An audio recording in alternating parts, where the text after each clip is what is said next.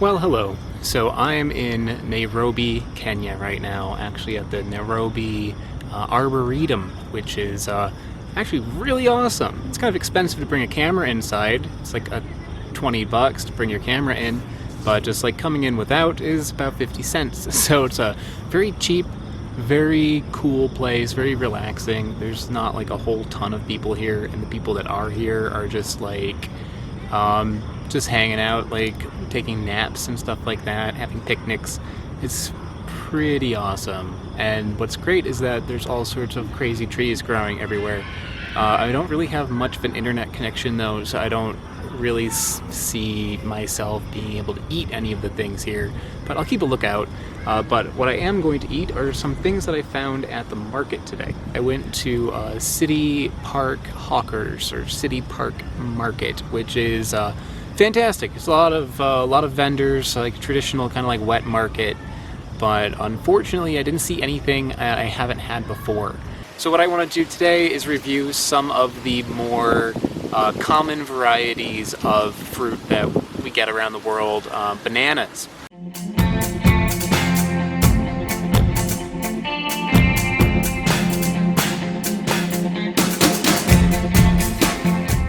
So I'm going to review 3 different banana varieties that I found here.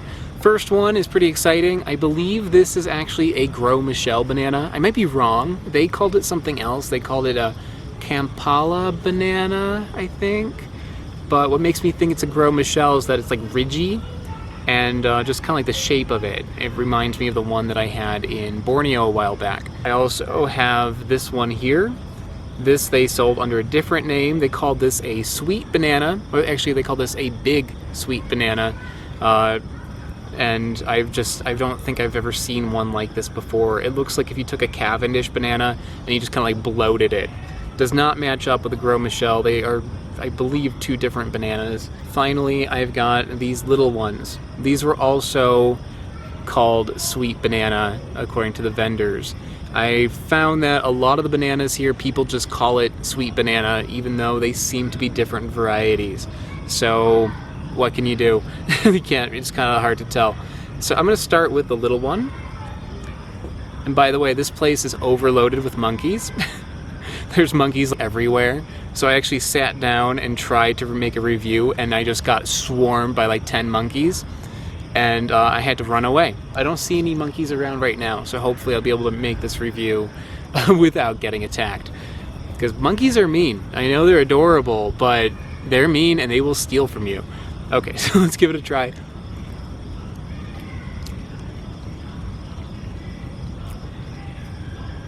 That's pretty good. It's got a little bit of a tartness to it. Tastes a smidgen underripe. Let me see if I can find a riper one. This one looks a little bit better.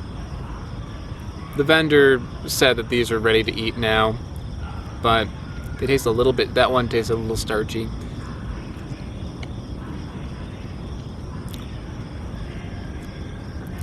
Yeah, I think they can probably do with like another day, but like they're almost ripe.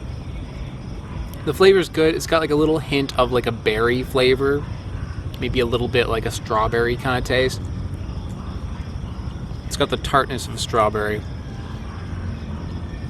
But low. On a scale of 1 to 10 for tartness, this is like a 1 or a 2. It's very, very low, but it's more than a Cavendish banana, which usually has like 0. It's like a Cavendish, just a little more flavorful, has a little bit more tartness to it, and about the same amount of sweetness. Not anything crazy amazing or anything, but it's pretty good. Okay, next I'm going to go with this one, the large sweet banana. If you know what this is, let me know in the comments. I picked it up at a market in Nairobi, and ooh, yeah, check out that coloring. But it's got like a little bit of like an orange tinge to it. That's kind of cool looking. Ooh, it's got a very strong banana smell.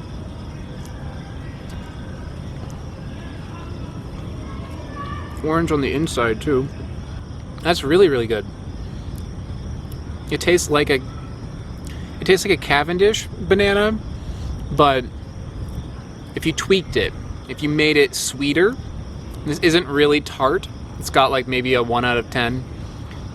But it is quite sweet, and it is quite flavorful. And it's got like a nice density to it. Like when I bite into it, it kind of like fights back a little bit. It's got a strong banana flavor, but it's got like little touches of other things, like a little bit of like a peachy kind of flavor. Okay, next I have the Gros Michel, or what I'm going to call the Gros Michel. I actually have several of these. I actually tried to buy one banana a couple of times, and they're like, here, take 3. The prices on this stuff were like very cheap, but I still feel I was probably paying foreigner prices, and because I don't fight it. Like, if they're like, oh, that's 20 cents, I'm like, all right, here, whatever. I was probably getting ripped off, but still, people were very, very kind to me, and when I was just kind of like, yeah, sure, they're like, oh, well, here, take some more. I think they were expecting me to haggle, and I didn't. Here we go. It looks a lot different. It doesn't have that orange coloring to it.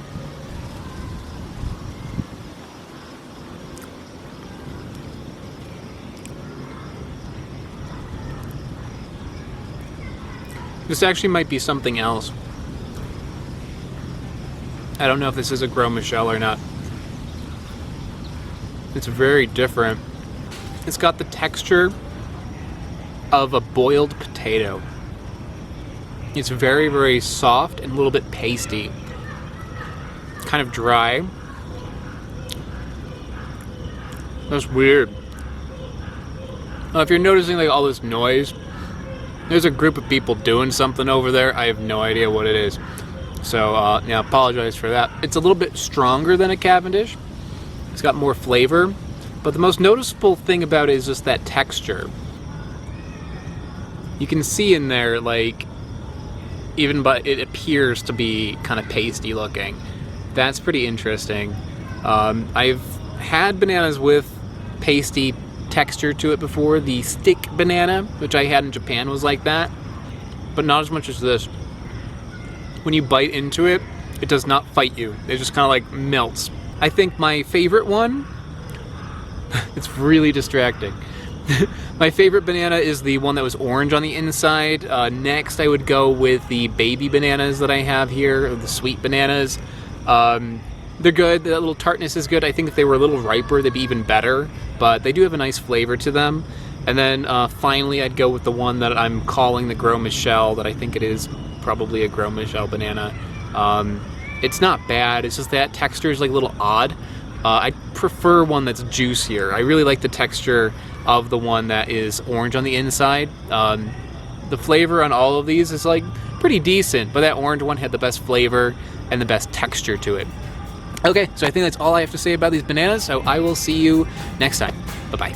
I want to give a special shout out to AltPod and Smarter Every Day. They are mega patrons over on patreon.com. Patreon is how this channel happens. It's how I can afford to do all the things that I do. So if you want to help me out by supporting the channel and getting some bonuses along the way, check out the description. I also have these shirts for sale. Those are in the description as well. See you next time. Bye.